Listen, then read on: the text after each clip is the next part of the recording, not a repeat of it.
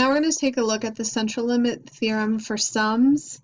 And this says the sum of random variables is a normal distribution.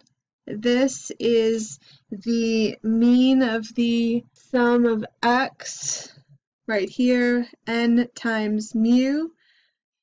And then our standard deviation of the sum of x is the square root of n times the standard deviation. Other notation here is if we are looking to find, for example, in 5b, it says find the sum that is 1.5 standard deviations above the mean of the sums. This is what we'll use. In our calculator notation, the normal CDF, we put in lower, upper, then we put in this value for our mean, the sum of the means, and this value for the sum of the standard deviations.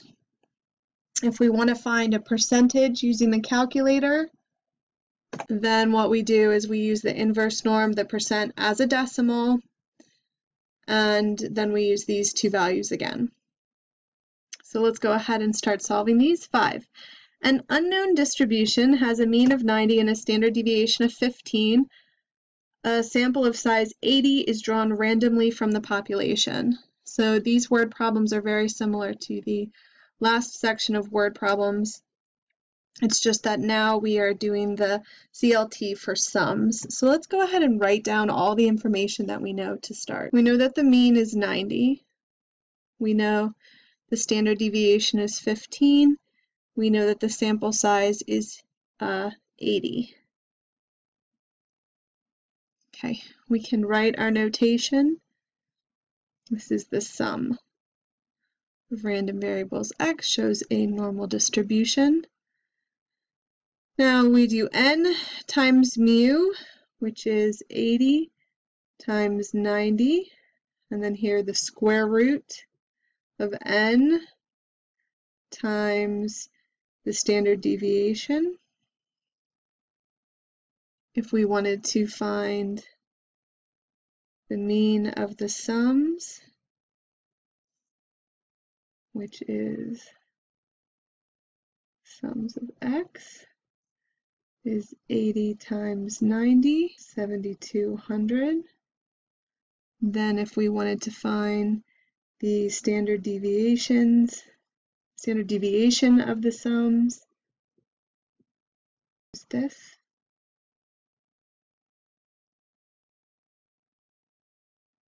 Square root of 80 times 15,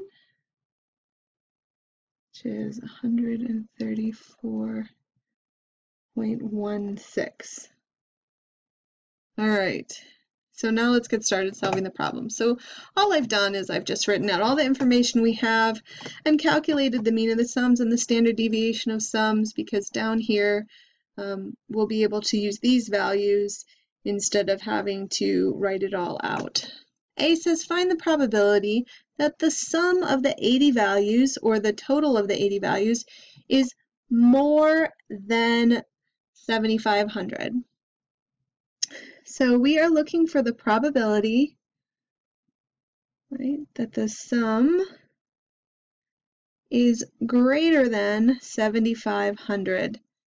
The way we do this is we set up in our calculator normal CDF. Greater than 7,500 means 7,500 is our lowest value. That's our upper value, e to the 99. Our mean of sums is 7,200, and then standard deviation of sums is 134.16. So let's go ahead and put this in our calculator and see what we come up with. 7,500, comma, e to the 99, comma, 7,200, comma, and 134.16.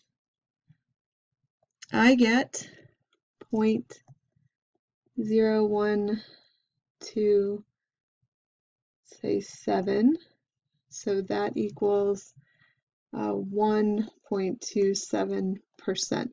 So there's a 1.27% probability that the sum of the 80 values is more than 7,500, so that's not very large.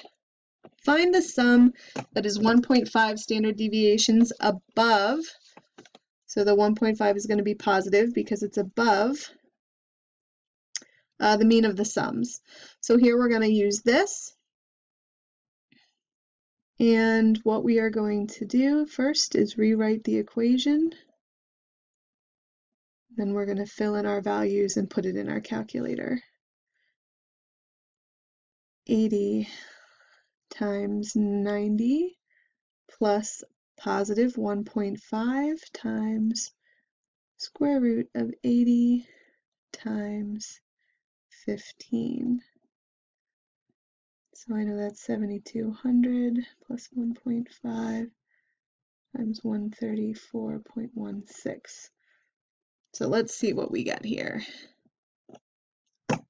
7,200 plus 1.5 times 134.16 equals 7,401.24.